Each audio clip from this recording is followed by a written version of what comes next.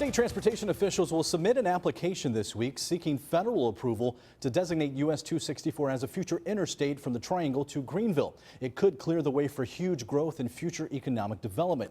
In this week's Growing the East report, how area leaders hope the interstate changes the perception of the East.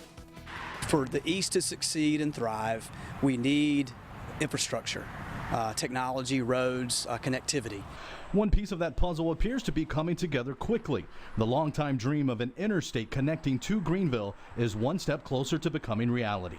And it can be measured, literally, it's monumental. It can be measured in billions of dollars of we're going to be comparable with other communities in recruiting business here. And one of those people working to recruit those businesses is Wanda Uhas, Executive Director of the Pitt County Development Commission. She says the lack of an interstate can sometimes make her job difficult. We'll get a request for information, and a company that we are trying to recruit will be looking for a reason to eliminate communities, not to keep us on.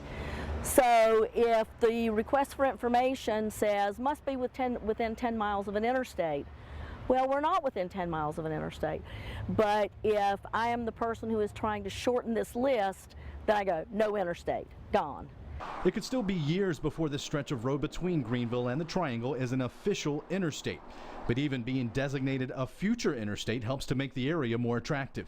It means that little shield shows up on a map, and that when it says, when the RFI says must be within 10 miles of an interstate, well, we are. We can immediately start marketing and to companies that would otherwise not even have considered, we wouldn't have been on the radar for these opportunities.